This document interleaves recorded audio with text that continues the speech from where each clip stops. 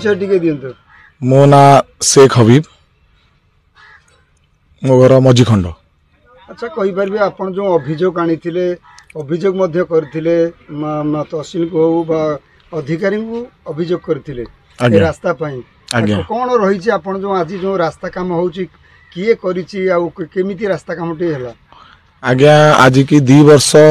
हला मो ये रास्ता पई तहसील आरआई ऑफिस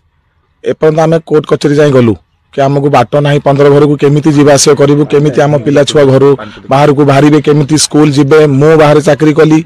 मो बापा बो केमिति हॉस्पिटल जाई परिबे एम्बुलेंस मो घर पर्यंत आसी परिबो एथि पई मो बहुत कष्ट करिछि बहुत यार साडे गली केही सुनानी हैला नाही। तापर मु देखिली आम विधायक मानवर छवि मल्लिक से किछि काम करछन्ती आम अंचल पई सेथि पई मु आम बीजेपी रो नेता शेख नूर मोहम्मद भाई पाक गली कि भाई मु एमती बहुत असुविधा अच्छी मो कामटा केमिति कौन कर भाई मते कहले कि हाँ तू कहलु माने आसिलु माने तू कहलु माने देश पई तू काम करूछु तो पई हमें मु रास्ता करिकि देबी सेति पई मो मान्यवर विधायक को एतिक अनुरोध करिवि कि मो पई कि ग्रामवासी पई ये स्कूल पिला 150 200 पई होसनी दांडू टू नहीं आम प्राइमरी स्कूल पर्यंत उर्दू मदरसा पर्यंत बाट करा जाऊ एतिक मोर मान्यवर विधायक को अनुरोध। अच्छा आउ गोटे कहि परिबे कि ये जो रास्ता हैला कोट माने रास्ता वर्तमान निजे हाथरू करिसेंती ना किए करिसे। आज्ञा मो निज हाथरू कोन हम नूर मोहम्मद भाई को कहली भाई को सहायता रे से आम जो बीजेपी राम नेता सब अछंती आ तापर छवि मल्लिक हमर विधायक अछंती तांकोटू परामर्श नहीं तांकोटू काम आरंभ कले मते डाकिले कि हबीब आ से तू देखिबो काम केमती होउची आमु करेबी स्कूल तम पिला जीवा पाई तू घर बाहरिया पाई एठी आमे 60-70 जन रहउछु आम बाट ना आप देखिपारे ये बाट को अवस्था था आज जेसीपी लगे शेख नूर मोहम्मद ये बाटटा को कले। अच्छा आपण जो रास्ता काम वर्तमान रास्ताटा हो जाइए केते आपण उत्साहित मु बहुत उत्साहित बहुत खुशी अनुभव कर निजको गर्व अनुभव करुच्ची नूरा भाई जो शेख नूर मोहम्मद अच्छी कि आम गाँव एमती भी लोक नेता अच्छा जो आम ग्राम अंचल आम ग्रामवासी एत कष्ट कर खरारे ठिया 4 घंटा है ये बाट को नहीं ठिया कर मो मान्यवर विधायक को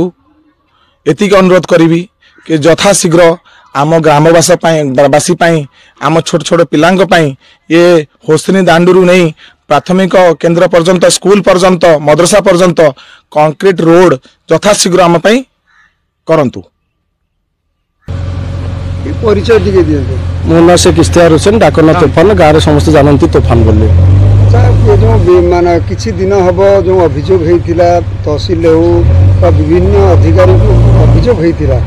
और भी रास्ता काम हो पार आज केमती रास्ता काम आप रास्ता काम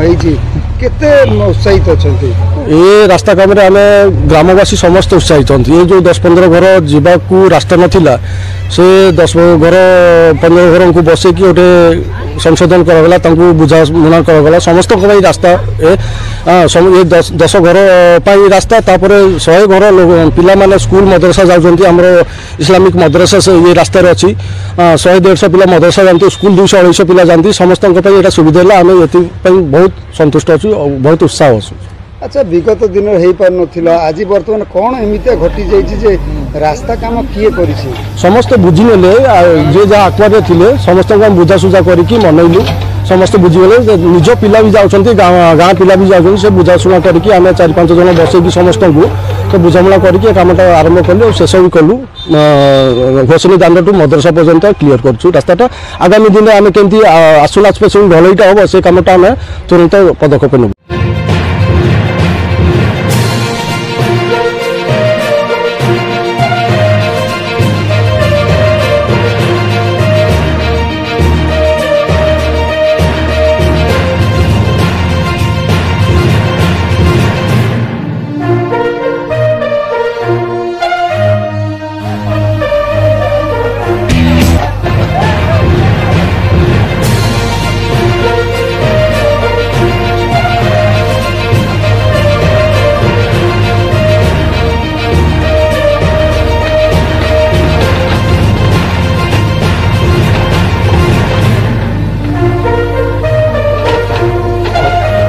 भाई साहब अच्छा तो